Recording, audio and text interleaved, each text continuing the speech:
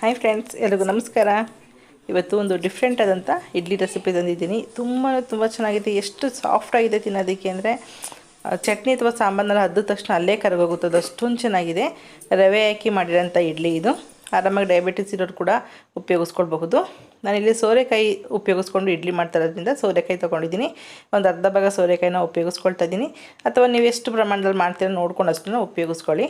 ನಾನಿಲ್ಲಿ ಸ್ವಲ್ಪ ತಂದು ಒಂದು 3-4 ದಿನ ಹೋಗಿದೆ, ಹಾಗಾಗಿ ಬೀಜ ಸ್ವಲ್ಪ ಬಲ್ತಿದೆ. ಹಾಗಾಗಿ ತಿರುಳು ಮತ್ತು ಸಿಪ್ಪೆ ಎರಡನ್ನೂ ತೆಗೆದು ಸೋರೆಕಾಯಿನ ಬಳಸ್ಕೊಳ್ತೀನಿ. ಮೊದಲು ಸಿಪ್ಪೆನ ಈ ರೀತಿ ಎಲ್ಲ ತೆಗೆದಿಟ್ಕೊಳ್ಳೋಣ. ಎಳೆ ಸೋರೆಕಾಯಿ ಏನಾರು ನಿಮ್ಗೆ ಸಿಕ್ಕಿದ್ರೆ ಫ್ರೆಶ್ ಆಗಿದ್ದರೆ ಸಿಪ್ಪೆ ಸಮೇತನೇ ಹಾಕ್ಕೊಳ್ಬಹುದು.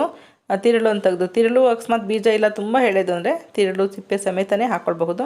ಇದನ್ನು ರುಬ್ಬಿ ಕೂಡ ಹಾಕ್ಕೊಳ್ಬಹುದು, ಸಣ್ಣದಾಗಿ ಪೀಸ್ ಮಾಡಿ ಕೂಡ ಹಾಕ್ಕೊಂಡು ಇಡ್ಲಿ ಮಾಡ್ತಾರೆ.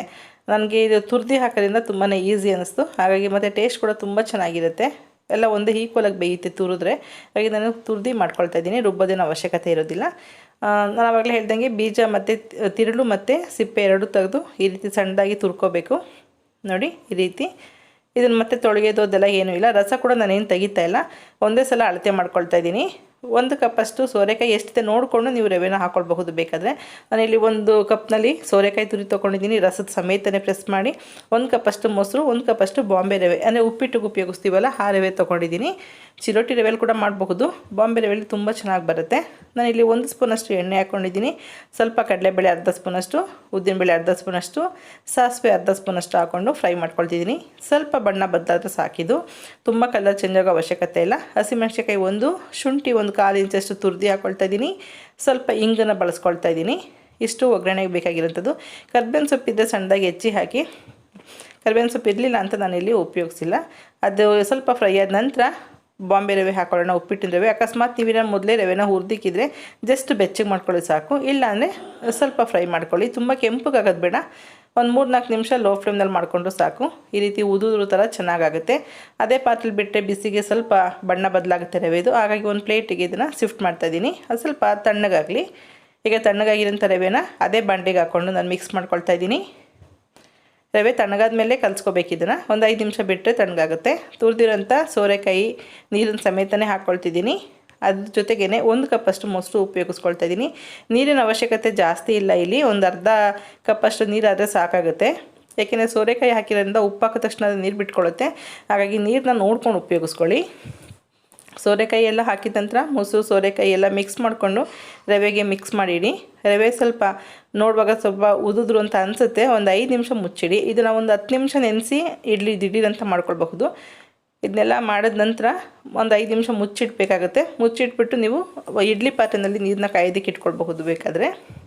ಒಂದು 5 ನಿಮಿಷ ಆದ ನಂತರ ಸ್ವಲ್ಪ ನೀರು ಹಾಕ್ಕೊಳ್ತಾ ಇದ್ದೀನಿ. 1 ಕಪ್ಪಷ್ಟು ನೀರಷ್ಟೇ ತೊಗೊಂಡಿರೋದು ನಾನು. ಅದರಲ್ಲಿ 1/3 ಭಾಗದಷ್ಟು ನೀರು ಹಾಗೆ ಉಳ್ಕೊಳ್ಳುತ್ತೆ. ನೋಡ್ಕೊಳ್ಳಿ, ನಿಮಗೆ 1/4 ಕಪ್ಗಿಂತ ಜಾಸ್ತಿ ಕೂಡ ಬೇಕಾಗೋದಿಲ್ಲ, ನೋಡ್ಕೊಂಡು ಉಪಯೋಗಿಸ್ಕೊಳ್ಳಿ. ಇದಕ್ಕೆ ಸ್ವಲ್ಪ ಉಪ್ಪು ಹಾಕ್ತಾಯಿದ್ದೀನಿ. ಈಗ ಉಪ್ಪು ಹಾಕೋದ್ರಿಂದ ಸೋರೆಕಾಯಿ ಬೇಗನೆ ನೀರು ಬಿಟ್ಕೊಳ್ಳುತ್ತೆ. ಆಲ್ರೆಡಿ ನಾವು 5 ನಿಮಿಷ ನೆನೆಸಿದ್ದೀವಿ ರವೆ ಮತ್ತು ಸೋರೆಕಾಯಿ ಮೊಸರಿನಲ್ಲಿ. ಈಗ ನೀರು ಉಪ್ಪು ಹಾಕ್ಬಿಟ್ಟು ಈಗ ಒಂದು 5 ನಿಮಿಷ ಬಿಡಬೇಕಾಗತ್ತೆ. ಅಷ್ಟರಲ್ಲಿ ಇಡ್ಲಿ ಪಾತ್ರೆಯಲ್ಲಿ ನೀರನ್ನ ಕಾಯೋದಕ್ಕೆ ಇಟ್ಕೊಂಡಿದ್ದೀನಿ. ಲೋ ಫ್ಲೇಮ್ ಮಾಡಿ ಇಟ್ಕೊಳ್ಳಿ. ಅದು ಕಾಯೋಷ್ಟರಲ್ಲಿ ನಾವು ಪ್ಲೇಟು ಕೂಡ ಸ್ವಲ್ಪ ಎಣ್ಣೆ ಎಲ್ಲ ಅಪ್ಲೈ ಮಾಡಿ ಇಟ್ಕೋಬೇಕಾಗತ್ತೆ. ಆವಾಗ ಇಡ್ಲಿ ಬ್ಯಾಟರ್ ಸ್ವಲ್ಪ ಕೂಡ ಅಂಟ್ಕೊಳ್ಳೋದಿಲ್ಲ. ನೀವು ಸ್ಪೂನ್ ಅವಶ್ಯಕತೆನೇ ಇಲ್ಲ, ಕೈನಲ್ಲೇ ಈಸಿಯಾಗಿ ತೆಕ್ಕೊಳ್ಬೋದು, ಅಷ್ಟು ಚೆನ್ನಾಗಿ ಬರುತ್ತೆ. ಒಂದು 5 ನಿಮಿಷ ಆಗಿದೆ ನೋಡಿ. ಸ್ವಲ್ಪ ಸಾಫ್ಟಾಗಿ, ತುಂಬ ಸಾಫ್ಟ್ ಮಾಡ್ಕೊಳ್ಳೋದು ಬೇಡ. ರವೆ ಎಲ್ಲ ಚೆನ್ನಾಗಿ ಅದು ಮೊಸರಲ್ಲಿ ಮತ್ತು ಸೋರೆಕಾಯಿ ರಸದಲ್ಲಿ ನೆಂದಿರೋದ್ರಿಂದ ತುಂಬ ಸಾಫ್ಟಾಗಿ ಗಟ್ಟಿಯಾಗಿಬಿಡುತ್ತೆ ಇಡ್ಲಿ. ಇಷ್ಟೇ ಅದರಲ್ಲಿ ಇರಬೇಕು.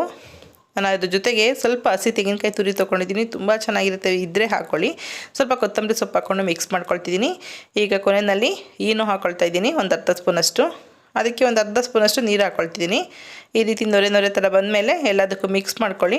ಅಷ್ಟರಲ್ಲಿ ನಮಗೆ ಇಡ್ಲಿ ಇಡೋದಕ್ಕೆ ನೀರು ಕೂಡ ಚೆನ್ನಾಗಿ ಕುದ್ದಿರಬೇಕು. ಹಾಗೆ ಪ್ಲೇಟ್ ಕೂಡ ರೆಡಿಯಾಗಿದೆ ಎಣ್ಣೆ ಹಚ್ಚಿ. ಏನೂ ಇಲ್ಲ ಅಂದರೆ ಅಡುಗೆ ಸೋಡಾ ಕೂಡ ಹಾಕ್ಕೊಳ್ಬಹುದು. ಅದೆಲ್ಲ ಹಾಕಿದ್ಮೇಲೆ ನೆನೆಸೋ ಅವಶ್ಯಕತೆ ಇಲ್ಲ, ತಕ್ಷಣವೇ ಪ್ಲೇಟಿಗೆ ಹಾಕ್ಕೊಳ್ಳಿ. ಅಷ್ಟರಲ್ಲಿ ನೀರೆಲ್ಲ ಚೆನ್ನಾಗಿ ಕಾದಿರಬೇಕು ನಮ್ಮದು. ಅದೆಲ್ಲ ರೆಡಿ ಮಾಡ್ಕೋಬೇಕಾಗುತ್ತೆ ನೀವು ಏನೋ ಅಥವಾ ಸೋಡಾನ ಮಿಕ್ಸ್ ಮಾಡೋಕ್ಕಿಂತ ಮುಂಚೆನೇ. ನೋಡಿ, ಇಷ್ಟು ಗಟ್ಟಿಯಾಗಿದ್ರೇ ನಿಮ್ಗೆ ಇಡ್ಲಿ ತುಂಬ ಚೆನ್ನಾಗಿ ಬರೋದು. ತೆಗೆದ್ಮೇಲೆ ಕೂಡ ನೀವು ನೋಡಿ ತುಂಬಾ ಚೆನ್ನಾಗಿರುತ್ತೆ. ತುಂಬ ತೆಳುವಾಗಿ ಕಲಿಸ್ಕೋಬಾರ್ದು ಬ್ಯಾಟರ್ನ, ಯಾಕೆಂದರೆ ಸೋರೆಕಾಯಿ ತೇವಾಂಶ ಇರೋದ್ರಿಂದ ಬೇಯ್ತಾ ಆದರೂ ಕೂಡ ನೀರು ಬಿಟ್ಕೊಳ್ಳುತ್ತೆ. ಹಾಗಾಗಿ ರವೆ ಸ್ವಲ್ಪ ಗಟ್ಟಿಯಾಗಿದ್ದಂಗೆ ಇದ್ರೆ ಬ್ಯಾಟರು ರವೆ ಹರಳೋದಕ್ಕೆ ಈಸಿ ಆಗುತ್ತೆ. ನೀವು ಇಡ್ಲಿ ಪ್ಲೇಟ್ ಇಡಬೇಕಾದಾಗ ನೀರು ಕುದಿಬೇಕಾದ್ರೆ ಇಡಿ. ನೀರು ಕುದಿಯೋಕ್ಕಿಂತ ಮುಂಚೆ ಇಟ್ಟರೆ ಇಡ್ಲಿ ಗಟ್ಟಿ ಆಗುತ್ತೆ.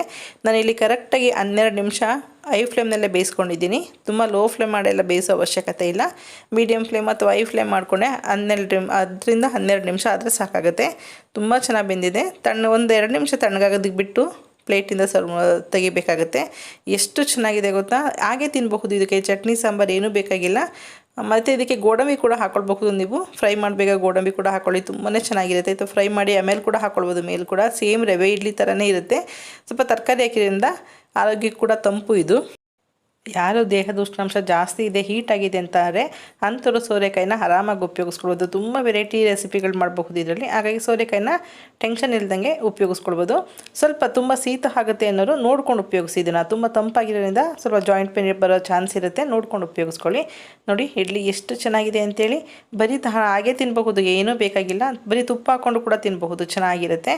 ನಾನು ಹಸಿಮೆಣಸಿನಕಾಯಿ ಒಂದೇ ಒಂದು ಹಾಕಿದ್ದೀನಿ ಸಣ್ಣದು. ನಿಮ್ಗೇನಾದರೂ ಏನು ಚಟ್ನಿ ಮಾಡ್ಕೊಳಕ್ಕಾಗಲ್ಲ, ಖಾರವಾಗಿ ಬೇಕಂದ್ರೆ ಇನ್ನೂ ಒಂದು ಹಸಿಮೆಣಸಿನಕಾಯಿ ಕೂಡ ಹಾಕ್ಕೊಳ್ಬಹುದು. ಚಟ್ನಿ ಜೊತೆ ಸಾಂಬಾರು ಜೊತೆ ಅಂತೂ ಒಳ್ಳೆ ಕಾಂಬಿನೇಷನು. ಆವಾಗಲೇ ಹೇಳ್ದಂಗೆ ನಿಮಗೆ ಯಾವ ರೀತಿ ಬೇಕು ಅಥವಾ ಉಳಿದಿರೋಂಥ ಸಾಂಬಾರಾದರೂ ಓಕೆ, ಯಾವುದಾದ್ರೂ ಪರವಾಗಿಲ್ಲ. ದಿಢೀರಂತ ಮಾಡೋದ್ರಿಂದ ನಿಮ್ಮ ಅವಶ್ಯಕತೆ ತಕ್ಕಂತೆ ನೋಡ್ಕೊಂಡು ಮಾಡ್ಕೊಳ್ಳಿ. ನೋಡಿದ್ರಲ್ಲ ಎಷ್ಟು ಸಿಂಪಲಾಗಿ ಸೋರೆಕಾಯಿನ ಉಪಯೋಗಿಸ್ಕೊಂಡು ರುಚಿಯಾದಂಥ ಇಡ್ಲಿ ಮಾಡ್ಬೋದು ಅಂತ. ನೀವು ಕೂಡ ಇದನ್ನು ಮಾಡಿ ನೋಡಿ, ನಿಮಗೂ ಇಷ್ಟ ಆಗುತ್ತೆ ಅಂತ ಅಂದ್ಕೊಂಡಿದ್ದೀನಿ. ಈ ವಿಡಿಯೋ ನೋಡಿದ್ದಕ್ಕೆ ಎಲ್ರಿಗೂ ಧನ್ಯವಾದಗಳು. Okay, bye, thank you.